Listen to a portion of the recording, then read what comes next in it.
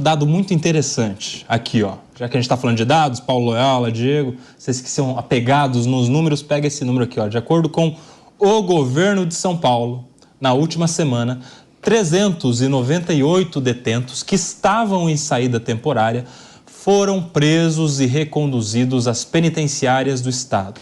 Os quase 400 indivíduos descumpriram as medidas previstas pelo benefício. A Secretaria de Segurança Pública do Estado afirmou que as prisões foram feitas em uma parceria da polícia com o Poder Judiciário e a Secretaria de Administração Penitenciária. Eles contaram com tablets com informação das situações vetadas durante o benefício, o que facilitou o trabalho dos agentes que não precisaram encaminhar o detento até uma delegacia antes de reconduzi-los aos presídios. A saída temporária é concedida àqueles que estão em regime semiaberto ou tenham cumprido parte da pena. Pelas quebras constantes das regras da saidinha, um projeto de lei que tramita no Congresso Nacional prevê o fim do benefício. E aí, Mônica, era previsível isso, essa questão deles saírem na saidinha de Natal e descumprirem as regras, parte desses, inclusive, cometendo crimes? Previsível é difícil dizer, mas claro que nós sabemos que essas pessoas que estão ali, não são santinhos e que alguns iam aproveitar essa oportunidade para seguir fazendo coisa errada. Agora, esse número é 14%. Significa que 86% saíram e voltaram cumprindo corretamente a regra. E aí nós estamos discutindo de cancelar completamente esse benefício, e eu nem gosto de usar essa palavra benefício, mas usar esse privilégio para... os 86% vão deixar de ter porque 14% abusaram dele. Na minha opinião, isso é como você dizer, olha, vamos parar de ter carro na rua para evitar os acidentes. Vamos encontrar uma forma de selecionar melhor quem são os que vão poder sair, de controlar melhor os que saem. Tem que ter uma maneira inteligente que não seja simplesmente acaba para todo mundo, porque, de novo, o conceito da saidinha existe por um motivo, que é possibilitar e facilitar a reintegração e a ressocialização.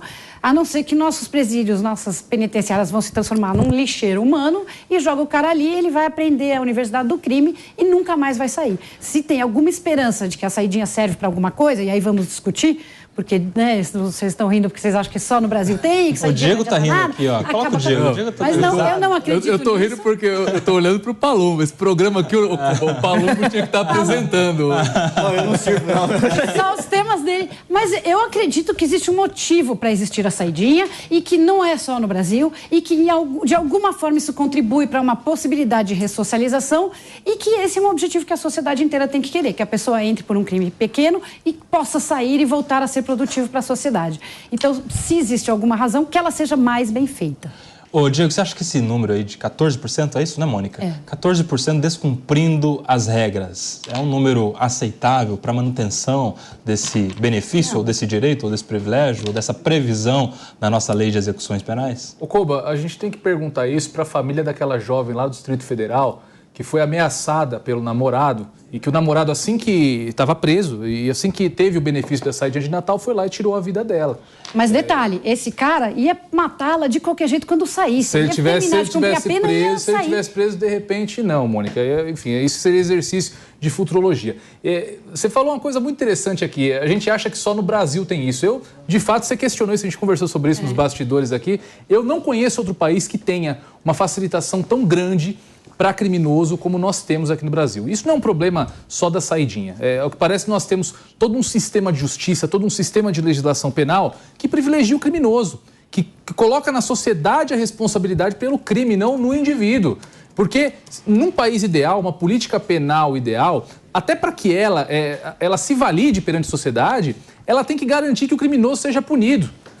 Quando o criminoso ele é punido conforme dispõe uma lei, ele está dando validade, o sistema de justiça está se autovalidando. O sistema de justiça está dizendo, olha aqui, tem uma lei penal que foi violada por um integrante da sociedade e ele agora vai cumprir a pena dele. Quando nós temos um número de 14%, que pode parecer pequeno, mas no universo de presos que deixam os presídios durante esses benefícios acaba, em números absolutos, sendo algo muito grande e que, olha, eu sei que eu não tenho fonte nenhuma para dizer isso, mas é algo que eu imagino, né? De repente é até uma forma de resolver problema de superlotação em presídio. Olha, vamos deixar tal fulano ter o benefício da saidinha, porque eu não entendo, por exemplo, como um cidadão como esse que matou a namorada pode ter concedido esse benefício.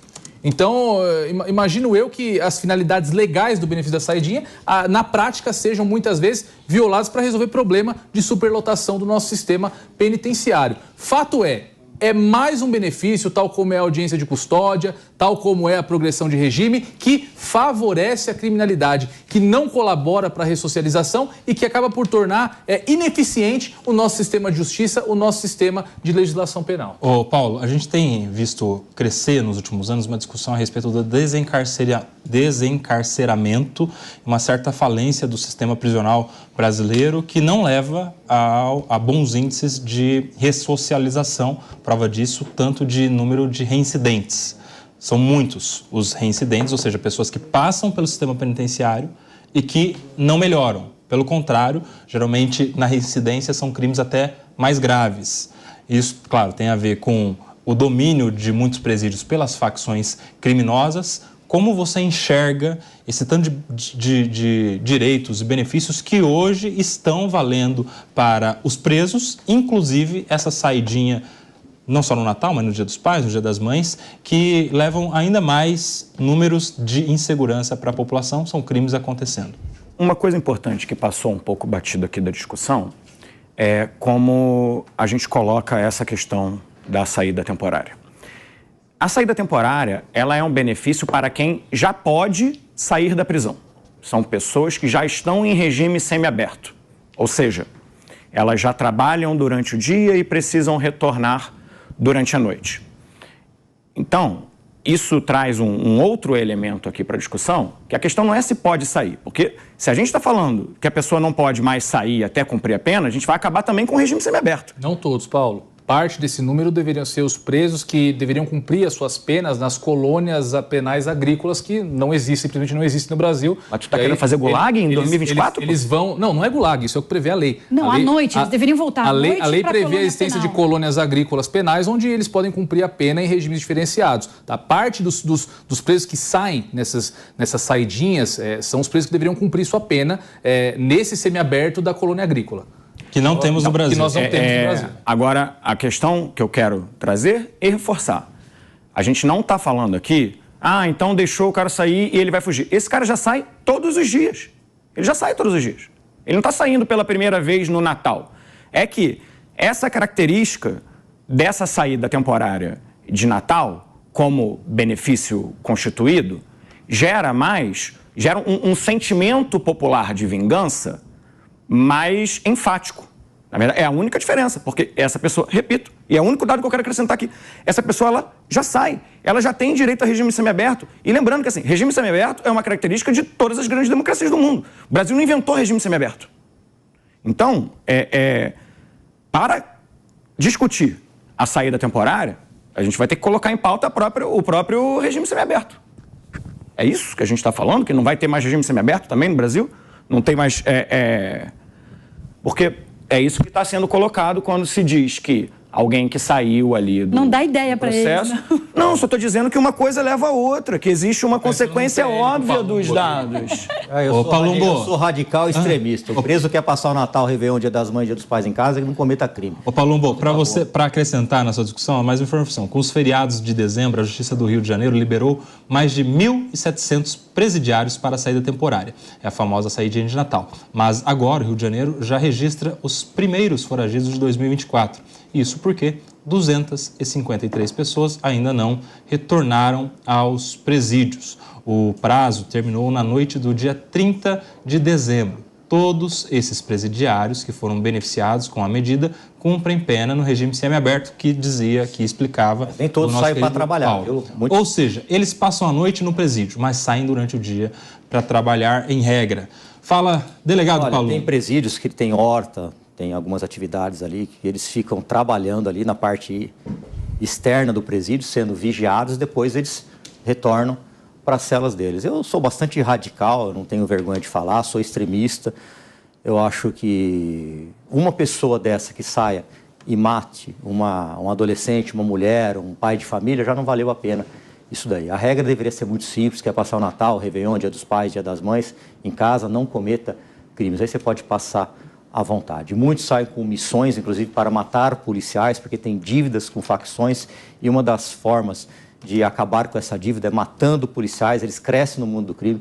Muitos saem com dívidas, eles têm que roubar, eles têm que cometer crimes, eles têm que ganhar dinheiro para essas facções que acabam extorquindo eles dentro desses presídios. Esse projeto de lei está parado no Senado, já passou pela Câmara dos Deputados e a gente espera que vire lei, que acabe logo com isso. O bandido nesse país ele já tem muito benefício, ele não precisa de mais um benefício, não precisa ficar passando Natal, Réveillon para sair nas ruas, por mais que se fale, mas o índice é muito pequeno daqueles que não votam, 14% para mim não é pequeno. E um deles que mate ou que faça maldade, que cometa crime de pedofilia, num passado bem recente aqui, soltaram um pedófilo e ele foi preso novamente porque ele estava numa praça rodeado por crianças. Então tem gente que não merece chance nenhuma, tem que ficar preso mesmo e sem benefício. Quem tem que ter direito e benefício é vítima e cidadão do bem. Enquanto a gente fica discutindo aqui o direito desses criminosos, a gente não pergunta para uma mãe que perdeu um filho, que vai carregar para o resto da vida a ausência desse filho que ela perdeu na mão de um criminoso desse que sai e pode visitar os seus pais, suas mães, e não tem direito nenhum. Se fizermos um plebiscito, eu tenho certeza que a população ia votar favorável para acabar com essa saidinha. E estou vendo o Paulo falar muito em vingança. A única coisa que não é vingança aqui para o Paulo é em relação aos CACs e clubes de tiro, que ele fala que o governo não agiu com vingança. O resto tudo é vingança. Não, não é vingança, não. A gente tem que se posicionar, entendeu? Eu tenho... O Kobayashi anda de trem, anda de metrô, anda de transporte público. A minha filha de 18 anos também usa transporte público, usa metrô. Essas pessoas estão vulneráveis na mão desses bandidos aí, que muita gente acha que é vítima da sociedade. Então fica muito difícil, né? A sociedade tem que se posicionar e cobrar principalmente os senadores, porque para acabar com essa saidinha, está parado lá no Senado. Agora não depende mais dos deputados, e sim dos senadores. O que impede o Senado de aprovar isso, Mônica? O que você acha que pode ser um fator que pressione o Senado a manter engavetado isso, a não botar para votar? Porque a segurança pública ela virou um assunto nos últimos meses, principalmente, um aumento da sensação de insegurança, um aumento de criminalidade. Não é em São Paulo, é no Brasil inteiro. Sim. É uma questão que envolve São Paulo, porque São Paulo está dentro do Brasil, mas no Brasil inteiro a gente tem um aumento de criminalidade. No estado da Bahia, por exemplo, as facções criminosas chegando nos estados do Norte e do Nordeste. A gente viu agora recentemente brigas de facções criminosas no Centro-Oeste, que não era um espaço dominado pelas facções criminosas. E um assunto que está na boca dos brasileiros, na insatisfação principalmente, eu já falei hoje aqui que saúde e segurança são os dois principais problemas, deveria ser discutido no nosso Senado Federal. O que impede? Impede que, infelizmente, o nosso Congresso não está preocupado com as coisas que preocupam a população. Eles estão preocupados com a aprovação de fundo partidário, fundo eleitoral aumentar para 5 bi. Eles estão preocupados com os seus interesses, a sua eternidade no poder, e não estão preocupados com o que realmente está preocupando o povo. Né? Você concorda, Paulo? Olha, eu acho que a questão é um pouco mais complexa que isso. Teria que entender um pouco melhor qual é a situação específica deste projeto de lei. Agora, de fato, os políticos atendem aquilo que é o interesse deles e isso não me parece ser algo que é do interesse do campo nesse momento. E aí, Diego, você acha que o Senado Federal, ouvindo um clamor público, não faria muito bem em pautar, até para levar para discussão, claro, para o plenário, para ver quem é o senador que vota a favor de acabar com a saidinha e quem é o senador que mantém? Só não pode nos 45 do segundo tempo fechar a votação, né? Fazer votação sigilosa, tal como nós vimos em algumas votações que acontecem no Senado. Mas, de fato, é uma demanda popular, é o grande tema, vai ser o tema, inclusive, que vai pautar as eleições municipais, pelo menos aqui no estado de São Paulo, vai ser a segurança pública, porque é o que nós noticiamos aqui diariamente. Nós vemos uma verdadeira endemia de um problema de segurança pública. Os índices de crimes subindo, homicídios, assaltos, crimes patrimoniais, principalmente, e nessa esteira é claro que esses debates eles devem ser trazidos lá nas casas legislativas. Eu espero que os senadores escutem esse clamor popular e pautem esse projeto, porque eu tenho certeza que o final desses benefícios vai ter grande impacto na segurança pública Pública vai diminuir radicalmente o número de crimes, principalmente nessas datas em que centenas de milhares de pessoas são colocadas nas ruas. Agora, Palumbo, isso passa necessariamente por um assunto que é meio que um tabu, tem muita gente que tem medo de tratar, que é o enfrentamento às facções criminosas. A gente está falando sobre pessoas que estão no presídio, que, portanto, estão em contato direto com membros de facções criminosas, que muitas vezes recrutam essas pessoas, em especial aquele primário, aquele que chega lá pela primeira vez num presídio que é dominado, ele recebe a segurança de que ninguém vai mexer com ele, ele recebe um tratamento privilegiado. Ele é extorquido, né? E muitos têm que pagar a dívida, inclusive apresentando alguma mulher para aquele chefe de facção poder sair com essa mulher. É exatamente isso, ficar ali com essa mulher. Eles são extorquidos ali. Ali não tem amor, não. Ali não tem paz e amor, não. Ou você faz o que a facção manda ou você vai morrer. Geralmente, quando chega esse tipo de criminoso, eles dormem no boi. Para quem não sabe o que é boi, boi é aquele vaso sanitário enterrado no chão.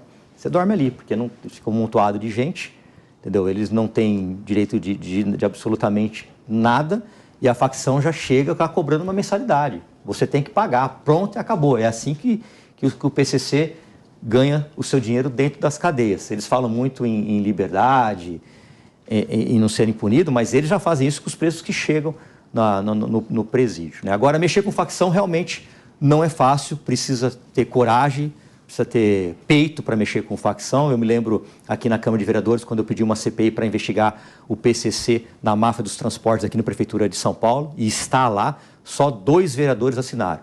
O resto se acovardaram. Então fica difícil, né? Paulo, e aí a gente tem agora a notícia recente de que havia planos de atentado contra os presidentes da Casa, da Câmara dos Deputados e do Senado Federal, recentemente descobertos pelo GAECO de São Paulo, um trabalho que é feito pelo promotor Lincoln Gaquia, que é, acho que, o maior nome de combate ao crime organizado no país. Inclusive, foi do trabalho dele que se descobriu aquele a tentativa, né, um plano de atentado contra o senador e ex-juiz Sérgio Moro, e isso pressiona, de certa maneira, o Congresso também para não mexer com pautas sensíveis às facções criminosas. Sem nenhuma dúvida. Agora eu quero trazer aqui uma outra informação ainda, desculpem, sobre a discussão anterior, porque houve muita emoção, pouco dado, em relação à questão do aumento da criminalidade. E aí, qual é o dado oficial do Brasil hoje? O dado oficial do Brasil hoje é que em 2023 o número de homicídios caiu, quase 5%. A gente teve ainda outros 27 indicadores que estão todos disponíveis no site do Ministério da Justiça e Segurança Pública. Se alguém quiser, depois eu disponibilizo o link para quem se interessar. Então, uma boa parte, na verdade, disso que a gente chama... Você tem o de quanto foi a queda? De homicídio culposo foi de 4,8%, salvo engano, mas outros indicadores caíram, como feminicídio, lesão corporal seguida de morte, latrocínio, roubo de carga e veículo, entre outros. Então, eu acho que isso deveria pautar a discussão, sabe? Quais foram os dados, efetivamente? Aonde caiu? Por que caiu? Quem trabalhou efetivamente bem? E não isso, o Brasil está acabando. Não, não está acabando, gente. O Brasil, na verdade, melhorou muito. O PIB cresceu. Você acha que na segurança melhorou também? Menor. Bem, o que a gente tem de dado disponibilizado pelo Ministério da Justiça e Segurança Pública é de que os dados melhoraram. Principalmente, por exemplo, o dado de homicídio, que caiu quase 5%. Eu acho que esses são os dados que deveriam nos guiar num processo de gestão de segurança pública e não a emoção. Mas aí tem um outro dado que eu queria trazer para você aqui, de homicídios em São Paulo. Tá. Em 2023, de janeiro a outubro, a gente, com policiais que não estão totalmente com câmeras, a gente não tem câmera para todo mundo, inclusive a gente viu recentemente a decisão do Tarcísio. Mesmo sem câmera, a gente teve uma redução nos homicídios de São Paulo de 11,5%, ou seja, mais do que o dobro em porcentagem. As pessoas acham que o policial, quando ele não está com uma câmera, ele vai sair dando tiro, vai sair matando. Essa câmera, ela desmotiva os policiais o tempo todo. O policial, eu repito, eles não saem na rua para matar ninguém, eles não saem na rua para dar tiro em ninguém, eles não têm prazer em ir lá, vamos matar. Não é assim que funciona. As pessoas criam isso no mundo fantasioso, aí pega um dado e coloca aquilo como uma estatística. Você não pode fazer segurança pública desse jeito. Agora, desculpa, mas esses dados do Ministério da Justiça aí... Não dá para engolir isso aí, não. Então você, como deputado federal, deveria entrar e falar isso, né? Não fazem boletim de ocorrência, justamente pela falta de policiais. Hoje, se você for roubado no estado de São Paulo, se você for roubado aqui à noite, muito provavelmente em Perdizes, a delegacia vai estar fechada, porque não tem policial. Aí você teve um celular, uma condição financeira boa, classe média alta, suponho eu, aí te manda uma delegacia a 10 quilômetros. Você vai lá, tem 4, 5 flagrantes. É natural demorar. Você vai tomar uma canseira de 10, 12 horas. Você vai embora e não faz o boletim de ocorrência. E tem algumas questões também. Eu particularmente, eu passei a ver com muitas anotações dados que vêm do governo federal ultimamente, porque hoje nós temos à frente do IBGE, que é a fonte praticamente de todos esses dados, uma condução... Não, esses dados são do Ministério da Justiça, não do IBGE. Mas pode ser que esses dados... Imagino que quem alimentou o Ministério da Justiça foi o órgão nacional responsável por esse tipo de estatística, que é o IBGE. Não, são as polícias estaduais. Não passa nada disso por IBGE. Eu acho que duas coisas completamente distintas. Eu acho que nesse caso não é porque não é pesquisa, né? É dados oficiais de boletins de ocorrência. Não procede. Não é isso, Paulo? Os dados são cedidos pelas secretarias estaduais. Mas todo governo tem interesse de baixar. Mas peraí. Estadual e federal. Sim. Isso é natural. Só um minuto. Essa questão dos dados do IBGE, eu acredito que de fato não tenha relação, porque em relação a homicídio, por exemplo, isso é vindo de um boletim de ocorrência, que é de uma polícia de um estado, que vai para a Secretaria de Segurança Pública daquele estado, e o Ministério da Justiça faz um conglomerado dessas informações. É basicamente essa fonte de dados. Sim, basicamente. Não é isso, não tem nada a ver com o IBGE. Mas, enfim, o que eu citaria após isso é que nós tivemos elementos de fato que mostram que não existe nenhuma tendência de diminuição de criminalidade. Ao contrário, o governo lançou recentemente... Mas que dados são esses? Recentemente lançou um aplicativo que bloqueia os celulares. Eu até me esqueci agora o nome do aplicativo. Celular seguro. Celular seguro. Mas, assim, em poucos dias, um número, assim, astronômico de celulares bloqueados por esse aplicativo. E isso, inclusive, sendo comemorado por membros do governo. Então, eu acho que... Comemorando a alta de crime. Esse tipo de situação... Na verdade, também diminuiu frente ao governo Bolsonaro. Esse tipo de situação, de fato, mostra que nós temos problemas gravíssimos de segurança pública e como nós estamos aqui debatendo... Essa é referente a 2022. Não é com câmera que nós vamos combater esse tipo de número. Não, a estatística que eu falei é de 2023. Vocês culpam os CACs, não é isso? Vocês sempre culpam os CACs, o aumento de crime, clube de tiro. Pô, caramba, quem está perseguindo o CAC por motivo de vingança é o governo atual. Então nós vamos saber se essa política de vocês está funcionando a partir do ano que vem com as estatísticas deste ano que se passou. Não, você está equivocado. Os dados são de 2023, do governo Lula, que passou a restringir CAC desde o início do ano, como vocês mesmos lembraram. Desde o primeiro dia... Não, ele passou só concluir, por favor, deputado. Desde o primeiro dia do ano foi diminuído, na verdade, aumentou-se a restrição de compra de arma. E diminuiu também o número de homicídios. A partir da minha fala, o senhor falou de subnotificação de roubo de celular. Repare que eu não estou falando de subnotificação de roubo de celular. Estou falando de homicídio. Não, eu estou falando de forma geral. Não tem subnotificação de homicídio. As pessoas estão mortas, não tem como subnotificar. De forma geral. Não, eu estou falando de forma geral, o Ministério da Justiça, que o senhor questionou os dados, e aí recomendo que entre, talvez com uma ação, com algum questionamento. Seria ótimo ter, inclusive, mais questionamento e transparência sobre esses dados, mas hoje esses dados foram apresentados, são válidos, são os dados oficiais do governo brasileiro. Diminuiu 5% o número de homicídios em 2023, frente ao governo Bolsonaro de 2022. Nós vamos ter a mesma transparência com relação às câmaras que não apresentaram?